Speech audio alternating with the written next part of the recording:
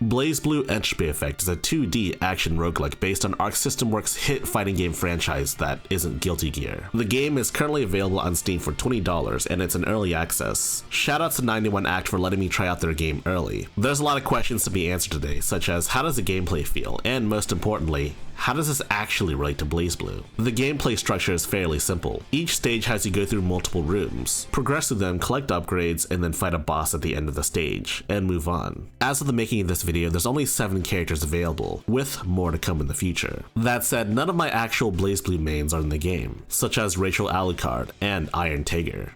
You have access to a basic attack and a skill attack. Along the way though, you get multiple different types of upgrades, one of which are known as tactics. These are powerful passive abilities, many of which are actually aligned to an element, such as the ability to add burn to your attacks. These are also synergistic as well. For example, if you were to get one that burns enemies, you'll want to get one that increases burn damage as well. In addition to tactics, you can also get what are known as potentials. These are character-specific upgrades. These can either enhance your existing moveset or expand upon it with new techniques. These potentials are game changers, and they give you access to more of your expanded moveset, allowing you to do crazy, flashy combos, kind of like what you see in the actual games themselves. Look at that, typical null drive spamming behavior, am I right fellas? Of course, this is a roguelike, so death is frequent and abundant. At the end of a run, you get AP, which you can use to spend on permanent upgrades, things like increased max HP, or starting a run with additional healing. These upgrades are important, but they aren't the end-all be-all.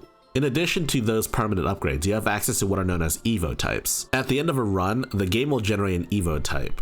Evo types have a numerical rating based on how well you did during the last run. Evo types give you access to legacy talents, which are powerful passives from other characters, and legacy skills, which are facsimiles of other character skills, such as Hakumen's counterattacks. You also get access to one talent during that run. That said, I don't actually know how the game determines what talent gets transferred. Obviously, you can't select Evo types based on the character you're playing as, or select duplicate Evo types. There's also a limit to how many Evo types you can hold, so it's in your best interest to delete some. All in all, it's a fairly robust transference system. Just keep going through the game and you'll get more and more powerful Evo types, which in turn will let you go further and further into the game. Of course, this is only one part of the game. The second part of the game has you exploring the world as a sort of robot. There you can converse with multiple NPCs with multiple different dialogue options. There you can also partake in mind challenges, challenging fights that test out your most powerful Evo types. That said, there is a big burning question. How does this game relate to BlazBlue? I don't know, but given how convoluted the BlazBlue story is, especially when you get into time travel and a bunch of time loop stuff, this is probably canon in some BlazBlue timeline. And yes, alongside Arakune, some other BlazBlue characters like Susanoo show up as bosses. But it's not just other BlazBlue characters you fight, you can also fight other original characters as well, such as Nan01. That said, the game is in early access and the game isn't feature complete, so it's possible that they'll elaborate more on the story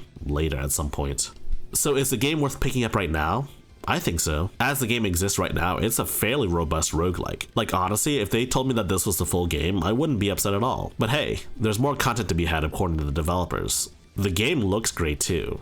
It makes me wonder if they just used the sprites from the games or if they recreated them, even if the environments and enemies don't really look like they'd fit in a BlazBlue game. Now for the big question, would I recommend this game? If you're okay with early access titles, then I recommend it. But even then, according to the developers, they're aiming for a Q1 2024 release date, so you probably won't have to wait that long anyways. And yes, for those of you watching my channel to see if this game runs on Steam Deck, it does. No special settings required, it just runs. It just works. Heck, all this gameplay came from a Steam Deck with a capture card. But now for the most important question. Who in the BlazBlue roster is going to make the cut? Take your bets. If you liked this video, be sure to press the thumbs up button and spread the good gospel of high-tech lowlife. And if you want to see more high-tech lowlife, be sure to subscribe and press the bell icon for notifications. And for you enlightened individuals, be sure to join my Discord server. And if you wish to support high-tech lowlife, be sure to check out our Patreon page, links in the description down below.